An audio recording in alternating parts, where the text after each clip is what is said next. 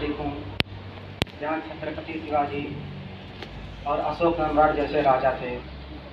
मैं उस देश का नागरिक हूँ जहाँ हर 50 मील पर रंग रूप, पहनावा और मजहब बदल जाता था। मैं उस देश का नागरिक हूँ जहाँ डाल डाल पर सोने की चिड़िया को पाया जाता था। मैं उस देश का नागरिक हूँ जिसे अपने भूगोल से पहले इस ब्रह्मांड का भूगोल समझ में आया।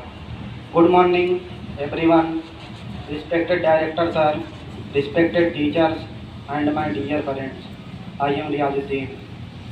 साथियों, जैसा कि हम सभी लोगों को मालूम है कि आज हम यहाँ सभी लोग इकट्ठा हुए हैं भारत का 74वां गणतंत्र दिवस मनाने के लिए। साथियों, 15 अगस्त 1947 को हमारा देश आज़ाद तो हो गया, लेकिन उस आज़ादी को आकार मिले 26 जनवरी 1950 में, क्योंकि उस दिन हमारा संविधान लागू हुआ था। साथियों, 26 जनवरी हम सभी भारतीयों के लिए केवल एक पर्व ही नहीं बल्कि एक अभिमान है, एक गौरव है। साथियों, जिस आज़ाद भारत में हम सांस ले रहे हैं उसे आज़ाद कराने के लिए हमारे पूर्वजों ने अनेक जुल्म सहे, हंसते हंसते फांसी के फंदे को चूमा, तब जाकर मिली हमें आज़ादी की सुबह, 26 जनवरी 1950 की सुबह। साथियों, मुझे बुरा तो तब लगता है जब आज का ये नौयुवक कानों में ईयरफोन लगाए गाड़ी को जोर से चलाते हुए ये भूल जाता है कि जिस धरती को रौंदते हुए जा रहा है उसका इंच इंच पाने के लिए हमारे पूर्वजों ने अनेक जुल्म सहे। साथियों, मुझे बुरा तो तब लगता है जब आज का ये नवयुवक जिसके कंधे पर जिम्मेदारी होती है राष्ट्र निर्माण के आशाओं को बांध कर रखने की, वह मुझे पबजी गेम और शराब में डूबा हुआ नजर आता है।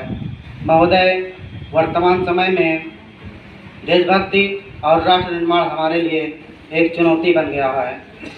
केवल सेना में भर्ती होकर वीर सिपाही बनना ही नहीं है देशभक्ति। आज़ादी के बाद इसके मायने बदल चुके हैं। महोदय, वर्तमान में हम देशभक्ति कहें तो किसे कहें? तो साथियों, कर्तव्य दक्षता का पालन करना है देशभक्ति। बेईमानी को परे रखकर ईमानदारी से किया हुआ हर काम है देशभक्ति। कोई पत्रकार अपनी पत्रकारिता ईमानदारी से कर रहा है, वो है देशभक्ति।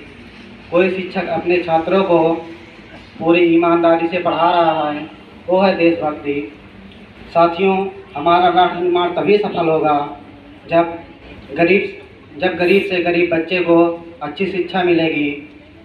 साथियों, हमारा राष्ट्र निर्माण तभी सफल होगा जब गरीब से गरीब व्यक्ति को उसका झोपड़ा बदलकर उसे पक्का मकान दिया जाएगा। साथियों, हमारा राष्ट्र निर्माण तभी सफल होगा जब हर किसान के खेत में पानी पहुंचाया जाएगा। साथियों,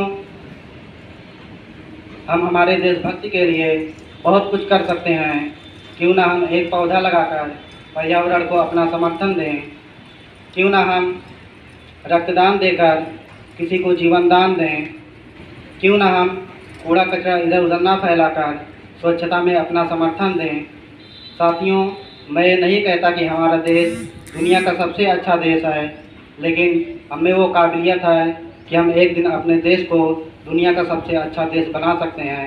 साथियों, प्रोग्राम ज़्यादा होने की वजह से मध्यपंक्तियों के साथ अपनी वाणी को विराम देना चाहूँगा कि दिल में जुनून और आंखों पर देशभक्ति की चमक रखता हूँ।